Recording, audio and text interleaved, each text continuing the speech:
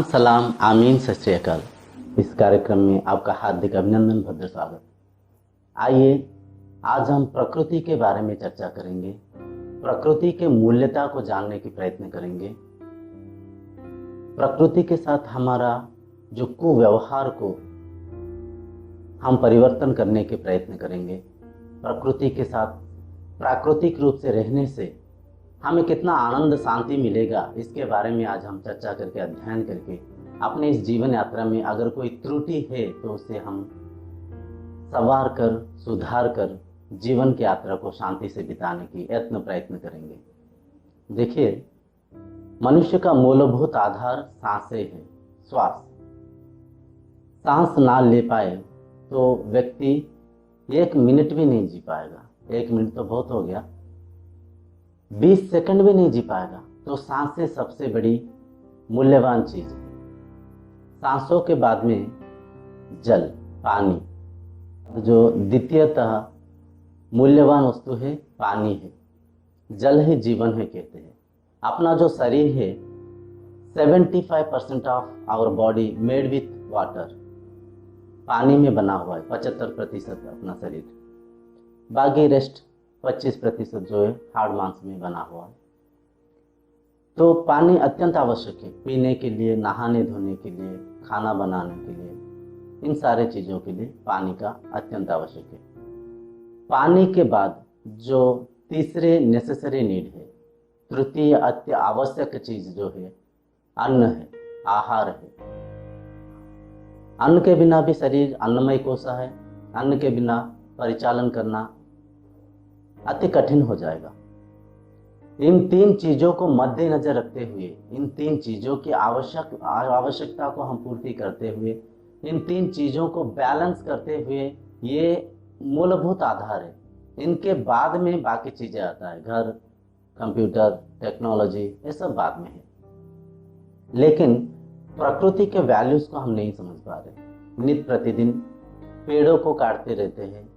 पेड़ कटने के वजह से, पेड़ों की कमी की वजह से नदी नालाएं सूख रहा है। नदी नालाओं के सूखने की वजह से पानी की कमी हो रहा है। पानी को वृथा हम बहाने के वजह से, पानी के बहुत सारा वेस्टेज होने की वजह से दिन प्रतिदिन पानी की कमी भी आते जा रहा है। केवल जल और ये जो सांस, जो ऑक्सीजन की कमी ही नहीं, बल्कि खाद्य पदार्थों के ऊपर भी हम फोकस नहीं करते हैं। अन्न को हम उटपटांग से रासायनिक खाद देकर उगाते हैं, जो कि विष तुल्य है। उसी रासायनिक खाद्य को फिर हम खाते हैं। जो केमिकल्स, फर्टिलाइजेशंस हम खेतों में डालते हैं, वो अननोइंगली अपने ही शरीर में जा रहा है, जिसके प्रतिफल स्वरूप अपना शरीर बिगड़ते जा रहा है। कहने के तात्पर्य यह है, प्रकृति को मत बिगाड़े, प्रकृति के साथ जिए। देखेंगे कितना आनंद, कितना शांति, कितना हर्ष उल्लास मिलेगा। प्रकृति के वैल्यूज को हम समझ नहीं पा रहे। धीरे धीरे देखिए, पेड़ कटने की वजह से, नदी नालाओं के सूखने की वजह से ऋतु परिवर्तन हो रहा है। समय पे बारिश नहीं हो रहा है, समय पे ज़्यादा, कभी धूप की जो ताप है दिन प्रतिदिन बढ़ते जा रहा है। समय पे ऋतु मानसून नहीं आ रहा है। ग्लोबल वार्मिंग आज सबसे बड़ा चिंतादायक चीज़ है। जो ग्लोबल वार्मिंग को कौन बनाया? हमने ही बनाया। जैसे हमने ही बनाया, हम ही उसका कारण है।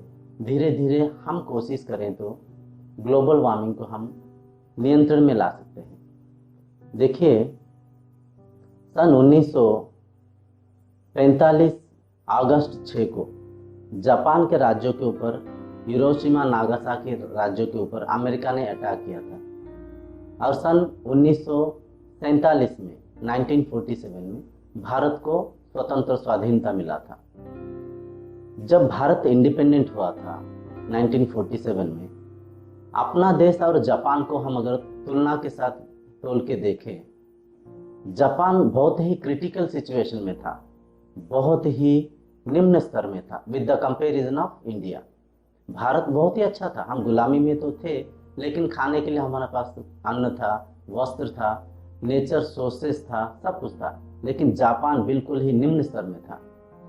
आज के इस आधुनिक युग में, आज के इस 2019 इस सेंचुरी में अगर हम अपना देश को जापान के साथ तुलना करके देखें, जापान हमसे कई गुना आगे है, कई गुना आगे है। टेक्नोलॉजी में, नेचर में, खाने में, पैसे में, हर किसी में, हर चीज़ में जापान आगे है। कारण क्या है? उसका कारण जापान अपना नेचर को, नेचर के वैल्यूज़ को समझते हुए नेचुरली अपना हर एक कार्य को करता है। वाकई ही हम एक रोड बनाने के लिए 50 पेड़ को काट देते हैं, लेकिन जापान ऐसे नहीं करता है। रोड को 10 मोड़ 50 मोड़ दे देता है, लेकिन कोशिश करता है कोई पेड़ को ना काटे। अगर एक पेड़ को काटता है, 10 पेड़ लगाने की कोशिश करता है। ये सत्य है। देखिए, हम सोचते हैं कि टेक्नोलॉजी, घर, मोबाइल, कार, कंप्यूटर, इनकी अभिवृद्धि हो तो वही तरक्की है। देखिए, वो तो तरक्की है ही, उससे इम्पोर्टेंट है अपना जो मूलभूत चीज़ें हैं, जो वायु, जल और अन्न, इन तीनों चीज़ों को दूषित ना करते हुए उन टेक्नोलॉजी को बढ़ाना चाहिए। अगर उनके जरिया इन 3 चीज़ों में कई प्रभाव आ रहा है तो अवश्य हमें उसके बारे में थोड़ा सा सोचना चाहिए। देखिए, अपने भारत को अगर हम परख कर देखें, जो अपना दिल्ली है, राजधानी है, वहाँ पे हर टेक्नोलॉजी है, हर सुख सुविधा है, हर कंप्यूटर मोबाइल के अग्र सीमा में है।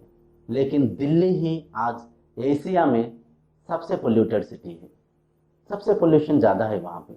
लोग सांसें नहीं ले पा रहे, लोग को पानी नहीं मिल पा रहा है, रेस्पिरेटिव डिसीजेस हो रहा है, लंग्स खराब हो रहा है, छोटे छोटे बच्चों को कैंसर हो रहा है। देखिए कितना प्रदूषण फैला हुआ है। देखिए, जल जो कि हमें निःशुल्क मिलता था, हर जगह मिलता था, आज हम जल को खरीद के पी रहे हैं। और आपको पता होगा शायद, ऑक्सीजन सिलेंडर्स भी निकल चुका है, ऑक्सीजन टिन्स भी निकल चुका है, टिन ऑक्सीजन, जिसको सांसें लेने के लिए लोग उपयोग कर रहे हैं। क्या हो रहा है? क्या कर रहे हैं हम? थोड़ा सोचिए, थोड़ा विचार करिए। जब जिएंगे तभी तो उस कंप्यूटर को चलाएंगे, जब जिएंगे तभी तो उस टेक्नोलॉजी को यूज करेंगे। जब जीवन ही नहीं रहेगा, जीवन ही धीरे धीरे क्षय होते जाएगा, तो क्या करेंगे उन सारी चीज़ों को?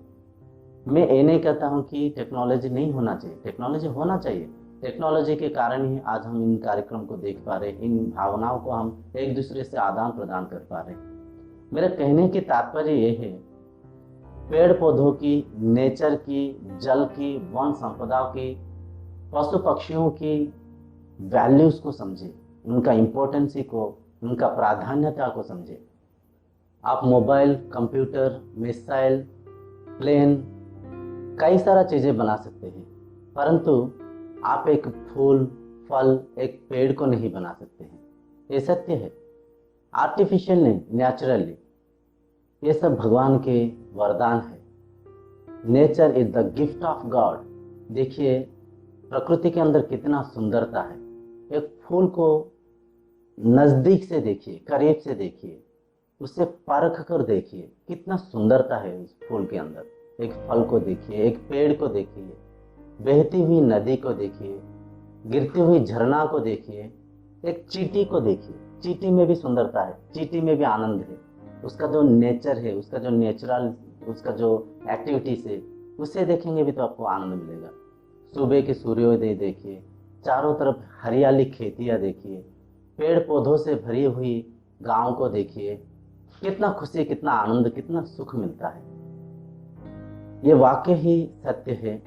नेचर के साथ आप जब नेचुरली रहेंगे, नेचर के वैल्यूज़ को आप जब समझ पाएंगे, हर पल शांत रहेंगे।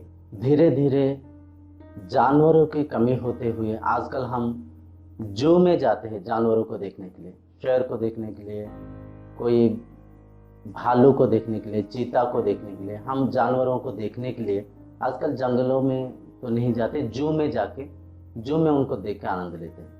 धीरे धीरे शायद ऐसे एक दिन आ जाएगा, हम पेड़ पौधों को भी जाके जू में ही देखेंगे। ये अनार के पेड़ है, ये आम के पेड़ है, ये अखरोट के पेड़ है। अवश्य आएगा, क्योंकि धीरे धीरे पेड़ों का भी कमी होते जा रहा है, पेड़ लुप्त होते जा रहा है। एक कार्टून पिक्चर था, बड़ा खुशी लगा, उसके बारे में मैं थोड़ा सा चर्चा करना चाहूँगा। ये घर के ऊपर एक बड़ा सा डिश एंटीना लगा हुआ है। उस डिश एंटीना के ऊपर दो पक्षियां बैठ के बात कर रहे हैं। एक पक्षी दूसरों को बोल रहा है, पूर्व जमाना में अपने जो दादा परदादा हुए करते थे, उनके ज़माना में पेड़ पौधे हुआ करता था। पेड़ों के अंदर ये लोग घोंसले बना के रहते थे, पेड़ों के ऊपर उनको खाना भी मिलता था, पेड़ पौधों के अंदर बड़ा शांति सुकून मिलता था।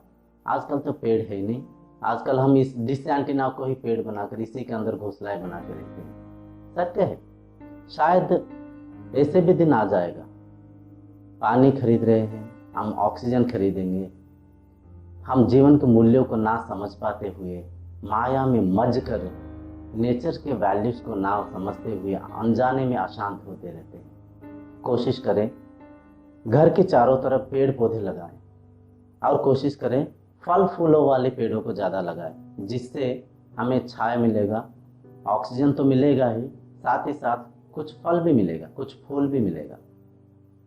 आप प्राकृतिक रूप से रहिए, टेक्नोलॉजी को मिसयूज मत करिए। जहाँ पे बाइक का आवश्यक है बाइक का यूज़ करिए, वरना साइकिल का यूज़ करिए, पैदल चलने के प्रयत्न करिए, जल का वृथा मत करिए।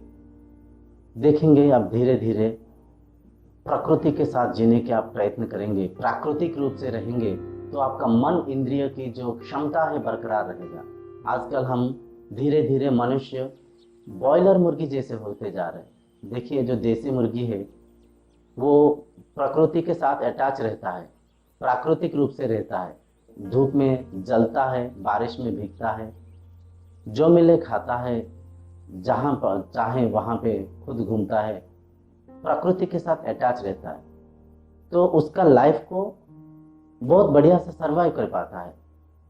लेकिन वो जो बॉयलर मुर्गी होता है, देखिए वो छत के नीचे रहता है, उसका दाना पानी वहीं पे मिलता है, आंखों में इम्यूनिटी ड्रॉप्स डालते हैं, सर्दियों के मौसम में हालोजन लाइट्स लगा के उसे गर्मी पहुंचाया जाता है, गर्मी के मौसम में वाटर स्प्रे करके उन्हें ठंडक पहुंचा देता है। लेकिन मुर्गी जब वो नेचर के साथ बाहर निकलता है, नेचुरली नहीं रह पाता है, बहुत ही कम जीवन का उसका आयु होता है, बहुत ही जल्दी तड़पता है और बहुत ही कम जीवन जीकर वो देहांत कर देता है।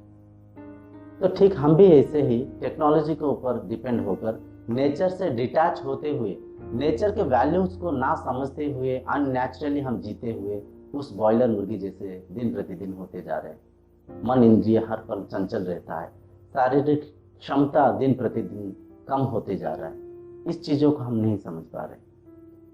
तो मेरा इस कार्यक्रम के जरिए निवेदन है कि पेड़ पौधों की, जल की, अन्य पदार्थों की, खाद्य पदार्थों को जो हम उगाते हैं, सरकार से मैं ये निवेदन करता हूँ कि इस वीडियो के जरिए अगर हो सके तो उसके ऊपर फोकस करें।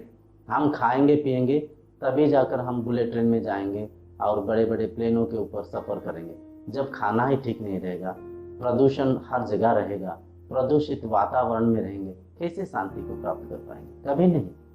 ऑर्गेनिक खेती करें, भले ही कम हो, भले ही कम उत्पत्ति हो, लेकिन उस उत्पत्ति वाले वो चीज़ों में जो तथ्य होता है, जो सार होता है, जो उसके अंदर जो वैल्यूज होता है, ये जो रासायनिक खेती में कभी नहीं मिलता है।